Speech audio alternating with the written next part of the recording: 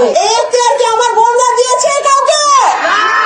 এই সমাজ আমরা চাই না, এই কোন সমাজ ব্যবস্থায় এদের কোন জায়গাও আমরা দিতে চাই না। এই কথাটি বলার দ্বারা আমার বোন যে তিনি যে কত বড় একটা কুফরি কথা বলে ফেলেছেন, উনি যদি না জেনে বলে থাকেন তবে আল্লাহ ক্ষমা করুন, আর যদি স্বইচ্ছায় স্বজ্ঞানে ইচ্ছা করে বলে থাকেন তাহলে উনি যে এই কথার দ্বারা ইসলাম থেকে খারিজ হয়ে যেতে পারে, এটা হয়তো উনি এখনো ভাবেন নাই বা হয়তো মনে করতে পারেন নাই যে 4টি বিবাহের হুকুম এটা বোনদের হাতে না, এবং ইসলাম আল্লাহর কোরআন সরাসরি এই 4টি বিবাহের সীমানা কিভাবে হবে তিনি বর্ণনা করেছেন। দেখুন আল্লাহ তাআলা কিন্তু কোরআনে বলেন নাই যে ঢালাও ভাবে প্রত্যেক পুরুষের 4টি বিবাহ করতেই হবে। স্থান কাল পাত্রভেদে শর্ত অনুযায়ী তৌফিক সামর্থ্য সবকিছুর ব্যবস্থাপনা অনুযায়ী 4টি বিবাহের কথা এসেছে, এটা শরীয়তের হুকুম। যদি কেউ বলে এই 4 বিবাহের ওয়ালাদেরকে সমাজে রাখতে চাই না বা এদেরকে সমাজ ব্যবস্থা আমরা থাকতে দিব না, এটা সরাসরি আল্লাহকে চ্যালেঞ্জ করা হলো। আল্লাহর কোরআনের আয়াতের বিরুদ্ধে সরাসরি এই বক্তব্য চলে গেল। সে যেই হোক না কেন তাকে তওবা করতে হবে, ক্ষমা চাইতে হবে, আর ভুল করে বলে ফেললে তারপর ক্ষমা চাইতে হবে, আল্লাহ তাকে ক্ষমা করুন।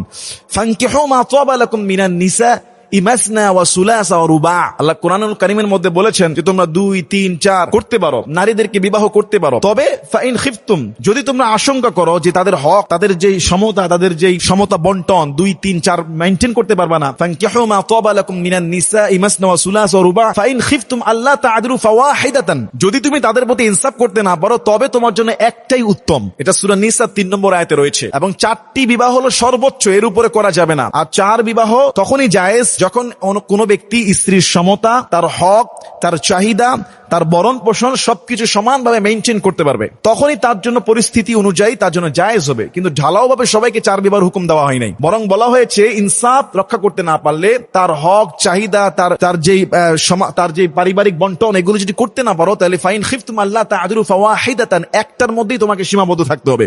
ইসলাম এটা বলেছে, হকের উপর ইসলাম নজরদারি জোর দিয়েছে।